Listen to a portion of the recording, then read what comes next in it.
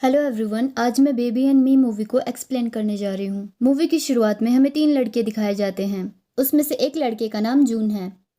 वो तीनों एक बेंच पर बैठकर आती जाती लड़कियों को देख रहे थे। जून के दोस्त उसे अलग अलग लड़कियों के बारे में पूछते हैं, पर वो उन सभी को रिजेक्ट कर देता है। तभी एक थोड़ी मोटी लड़की को देखकर कहता है कि वो लड़की परफेक्ट रहेगी।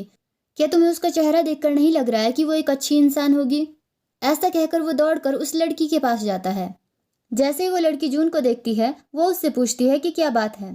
जून उसके हाथ पकड़ लेता है और कहता है कि परेशान करने के लिए माफ करना, पर मुझे आपसे एक फेवर चाहिए। तो वो कहती है, कौन सा फेवर? तो जून उससे कहता है कि मुझे थोड़ा सा ब्रेस्ट मिल्क चाहिए। उसने इतना कहा ही था कि तभी वो लड़की उसे थप्पड़ मार देती है। फिर कहती है कि तुम मेरे बारे में सोचते क्या हो। ऐसा कहकर वो वहां से चली जाती है। जून कहता है कि तुम्हारी वजह से मैं पागल हो जाऊंगा। उसके बाद उसकी पीठ पर एक छोटे बच्चे को दिखाया जाता है। वो उस बच्चे की तरफ दूध की बोतल करते हुए कहता है कि क्या तुम ये ड्रिंक्ड फॉर्मूला नहीं पी सकते हो? पर ऐसा सुनकर वो बच्चा रोने लगता है। तो जून चिल्लाते हुए कहता है कि मैं तुम्हारे लिए दूध कहाँ से लेकर आऊं। उसके बाद हमें पास्ट को दिखाया जाता है। जून अपने 2 दोस्तों के साथ गली में कुछ लड़कों के साथ फाइट कर रहा होता है। फाइट करने के बाद जब वो घर वापस आता है तो उसके पापा उससे डांटते हैं और उससे पूछते हैं कि क्या तुम किसी तरह की गैंग में हो? जून कहता है कि नहीं पापा। ये सुनकर जून के पापा कहते हैं, पापा। वो ऐसा कहकर उठ जाते हैं और जून को उठाकर जमीन पर पटक देते हैं। तभी जून की माँ वहां पर आ जाती है और उसके पापा को कान से पकड़ते हुए खींचती है और फिर कहती है कि तुम्हारी परेशानी क्या है? ऐसे करके तो तुम उसको सच में मार डालोगे। फिर उसकी माँ जून से कहती है कि तुम हमेशा हमारे लिए कोई ना कोई परेशानी खड़ी करते रहते हो। अगर तुम्हें हमारी बात समझ नहीं आती है तो शादी कर लो। जब तुम्हारा बेटा तुम्हारे जैसा होगा तब तुम्हें हमारा दर्द पता चलेगा। ऐसा कहकर वो वहां से चली जाती है। अगले दिन जब जून स्कूल जाता है तो स्कूल के गेट के पास उसे एक लड़की मिलती है। जून उस लड़की से गुस्से से कहता है, क्या तुम मरना चाहती हो जो मेरी बाइक के सामने आ गई?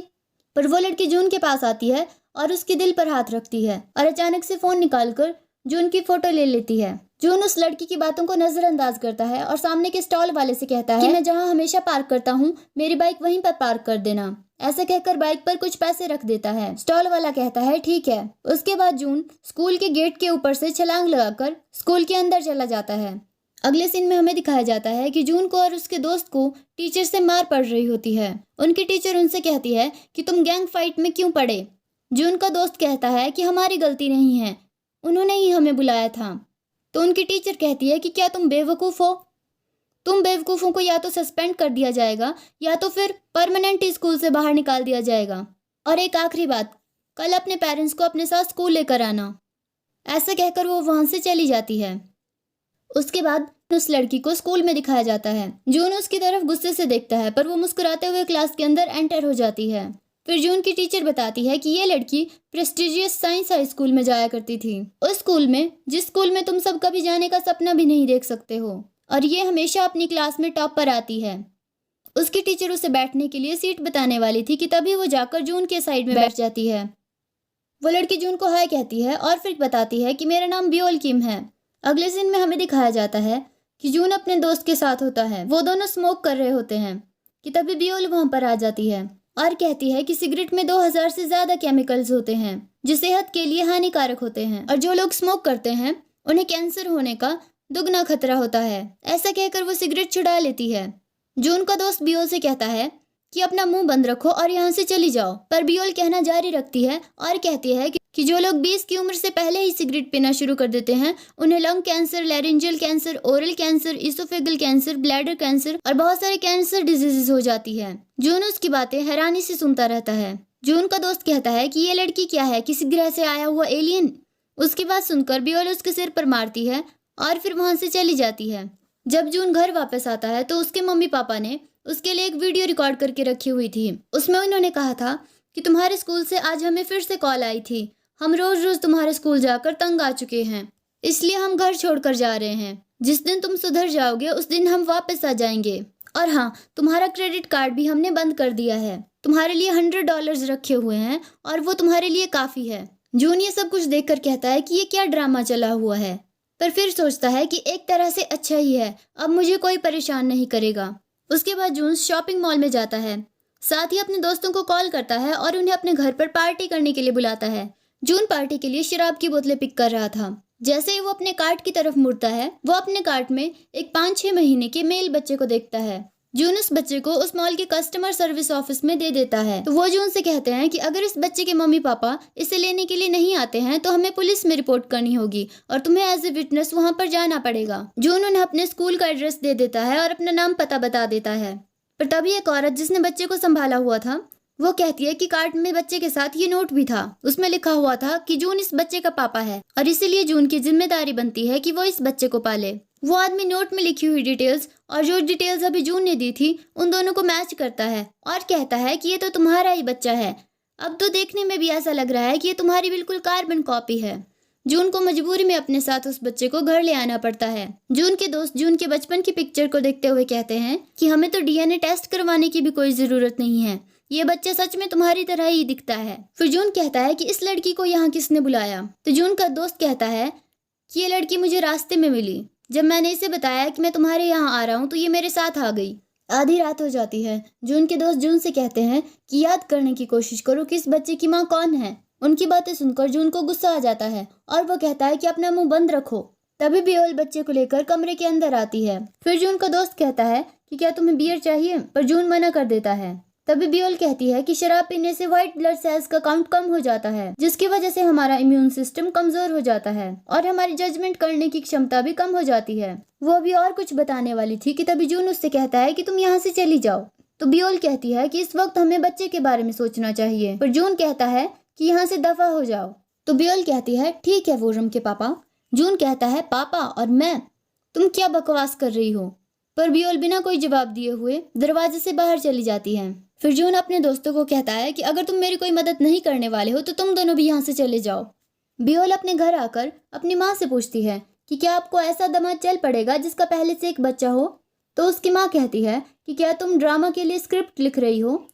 जून को बच्चे को संभालने में बहुत परेशानी हो रही थी। वो बच्चा चुप होने का नाम ही नहीं ले रहा था। तब जून बियोल को कॉल करता है और उससे पूछता है कि मैं इसका क्या करूं। कॉल के बाद बियोल जून के घर आती है। बियोल जून को बच्चे का डायपर चेंज करना सिखाती है और कहती है कि अगर ये जानना हो कि बच्चे को भूख लगी है या नहीं तो उसके मुंह के नजदीक अपनी उंगली ले जाना। अगर बच्चा मुंह खोलता है तो इसका मतलब है उसे भूख लगी है।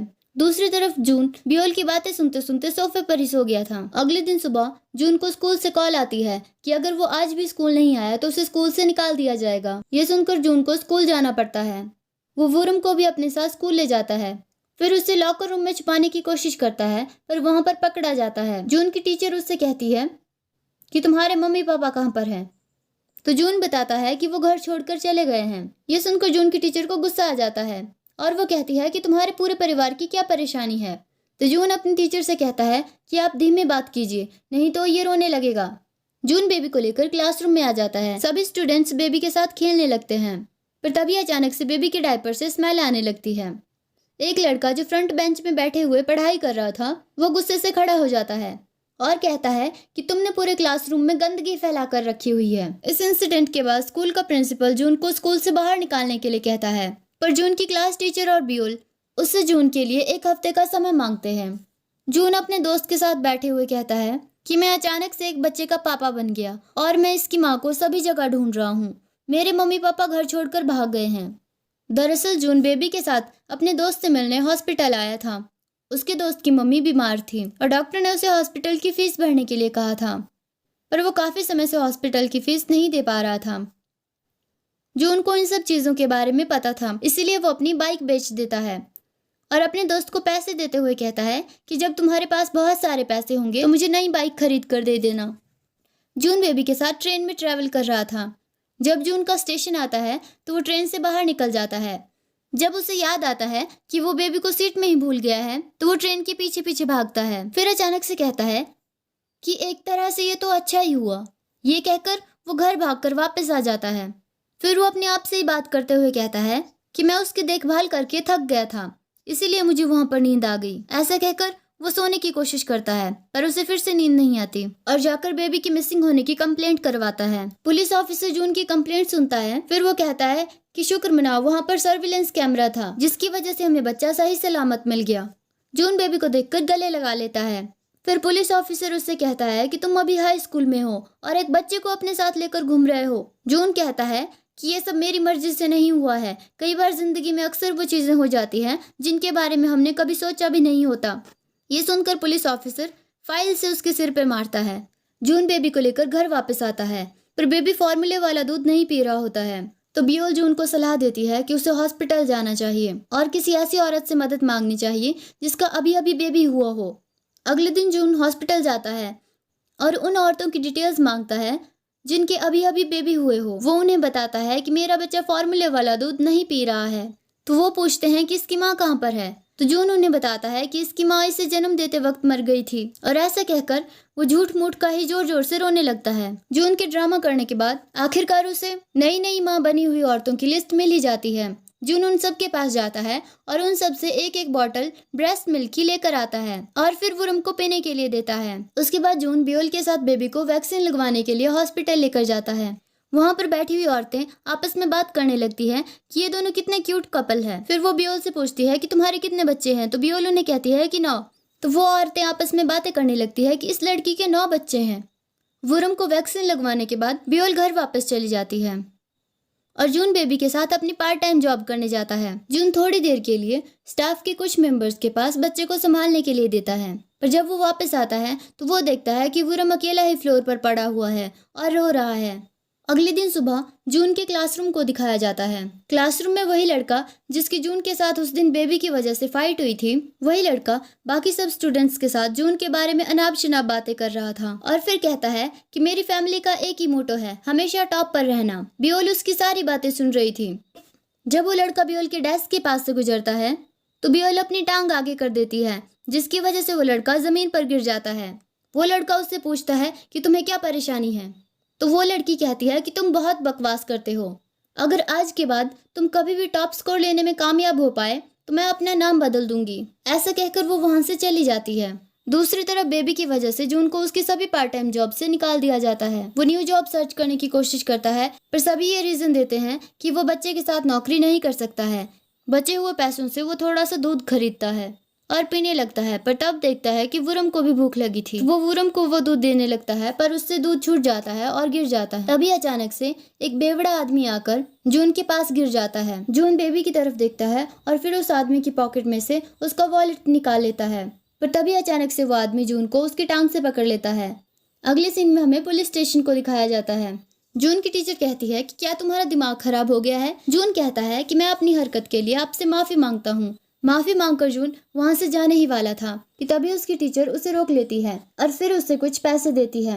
जून उनसे वो पैसे ले लेता है और फिर बेबी के लिए दूध खरीद कर वापस घर आ जाता है। पर जैसे ही वो घर आता है, घर पर अपने मम्मी पापा को देखकर वो हैरान हो जाता है।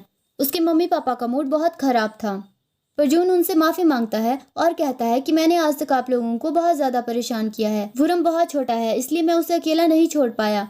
ऐसा कहकर जून रोने लगता है, पर जून के पापा कहते हैं कि तुम्हें वुरम को लेकर परेशान होने की कोई ज़रूरत नहीं है, तुम स्कूल वापस जाओ, हम वुरम का ध्यान रखेंगे। पर हाँ, एक बात का ध्यान रखना कि अब हमें किसी परेशानी में मत डालना। ऐसा कहकर जून के पापा उसे गले लगा लेते हैं। जून उनको थैंक यू कहता है। फिर जून के पापा कहते हैं तो ठीक है, अब लड़ाई करने के लिए तैयार हो जाओ। जून घर वापस आता है और अलमीरा में कुछ ढूंढने लगता है कि तभी अचानक से उसे एक डायरी मिलती है। उस डायरी में वुरम की सोनोग्राफी से लेकर उसके जन्म तक की बहुत सारी पिक्चर्स थी। जून उस डायरी को पढ़ता है और फिर रोने लगता है। अगले सीन में हमें दिखाया जाता है कि जून अपने उसी दोस्त से मिलने जाता है जिसकी जून ने अपनी बाइक बेचकर मदद की थी। जून अपने दोस्त से कहता है कि तुम एक इंसान होकर और मेरे दोस्त होकर ऐसा मेरे साथ कैसे कर सकते हो। तो जून का दोस्त कहता है कि मैं उसे पालने के काबिल नहीं था, पर जून कहता है कि तुम्हें फिर भी मेरे साथ ऐसा नहीं करना चाहिए था। वो बेबी जून का नहीं बल्कि उसके दोस्त का था। जून का दोस्त जून से कहता है कि मैं उस बच्चे को नहीं पाल सकता हूँ। अपने दोस्त की ये सब बातें सुनकर जून को और भी ज्यादा गुस्सा आता है और वो अपने दोस्त को काफी पीटता है। अगले दिन सुबह जून जब नींद से उठता है तो वुरम को अपने कमरे में न देखकर उदास हो जाता है और फिर तैयार होकर स्कूल चला जाता है। एग्जाम के रिजल्ट्स डिक्लेयर हो गए थे। बियोल क्लास में फर्स्ट आई थी और जिस लड़की को बियोल ने चैलेंज किया था वो सेकंड आया था। एग्जाम रिजल्ट्स देखकर वो लड़का वहां से चुपचाप चला जाता है। जून भी एग्जाम रिजल्ट्स देखकर खुश हो जाता है और बियोल के सिर पर हाथ रखकर वहां से चला जाता है। अगले सीन में हमें दिखाया जाता है कि बियोल जून से मिलने आती है और फिर उससे पूछती है कि क्या तुम्हें वुरम की याद आ रही है। तो जून कहता है कि मैं उसे याद क्यों करूंगा। तो बियोल कहती है कि तुम्हें पता है कि कल वुरम को कोई ना कोई अडॉप्ट कर लेगा और वो ये देश छोड़कर हमेशा के लिए चला जाएगा। जून को वुरम की याद आ रही थी पर वो कोई फैसला नहीं ले पा रहा था। जून के दोनों दोस्त और बियोल वुरम को एयरपोर्ट लेकर आते हैं पर वुरम बुरे तरीके से रो रहा था। वो चुप होने का नाम ही नहीं ले रहा था। दूसरी तरफ हमें दिखाया जाता है कि जून पागलों की तरह बाइक चलाते हुए एयरपोर्ट पहुंचता है। जब वुरम जून को देखता है तो वो रोने लगता है और जून की तरफ हाथ आगे बढ़ाता है। जून चिल्लाते हुए कहता है कि वो मेरा बेबी है, उसे मुझे वापस दो। वुरम और जून की हालत देखकर वो कपल वुरम को वापस दे देते हैं। अगले सीन में हमें दिखाया जाता है कि जून के और उसके दोस्तों की सुलह हो जाती है। जब जून के दोनों दोस्त वहां से चले जाते हैं तो बियोल जून से कहती है, ये तो अच्छी बात है, अब मेरी मॉम को सिंगल डैड को जमाई के तौर पर एक्सेप्ट नहीं करना पड़ेगा। उसे देखकर जून मुस्कुराने लगता है। उसके बाद बियोल काउंटिंग करना शुरू कर देती है और अपनी पॉकेट में से कुछ निकालने लगती है। जून भी देखने लगता है कि वो अपनी पॉकेट से क्या निकालने वाली है, पर तभी अचानक से वो जून को किस कर देती है और 7 काउंट होने पर वहां से भाग जाती है। उसे जाते हुए देखकर जून मुस्कुराता है और फिर वुरम की तरफ देखकर मुस्कुराता है और उसे गले लगा लेता है। इसी के साथ मूवी खत्म हो जाती है। Thanks for watching.